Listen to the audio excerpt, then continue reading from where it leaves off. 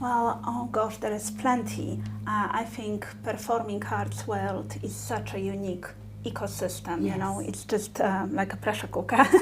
So even though obviously all of us can struggle with mental health issues and it's a big problem, actually performing artists, and I deal with a lot of stage performers, so people who are on stage, they face unique challenges and they have very specific needs.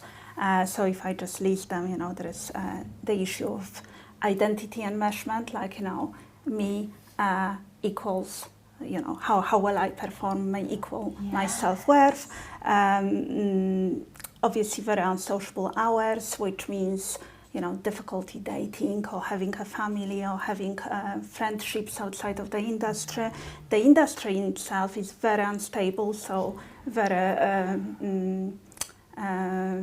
underfunded, so people struggle to find jobs. There are not enough jobs, you know. There is this kind of culture of, I call it feast and famine. So you might have a period when you are kind of getting actually quite a lot of jobs, or you are on a semi-permanent contract, and then suddenly you hit nothing, and you go to auditions, and maybe you get like 100 rejections or no's before you get a yes. So that's kind of very tough.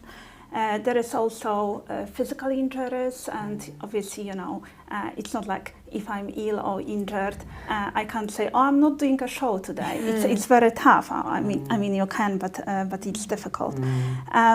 There is also this requirement, you know, to be vulnerable, to be open, to go very deep, to show your raw emotions, which is very, very tricky, you know, and there is a big emotional burden there. But at the same time, the industry expects you to be tough, to be resilient, to have thick skin, to go through all those rejections. So there is this kind of inherent contradictions there as well. And then I think a lot of stage performers, especially those who work with the body, like dancers or circus artists, they have a lot of kind of issues around body image and the body, you know. There might be certain needs around kind of eating disorders or body dysmorphia, or just constant pressure to look certain way, and at the same time maybe be rejected because you don't like you don't look like, you know, somebody, whatever somebody imagined. Yes, that's the thing. So whatever somebody imagined. Yeah. And I'll come back to it later, I think.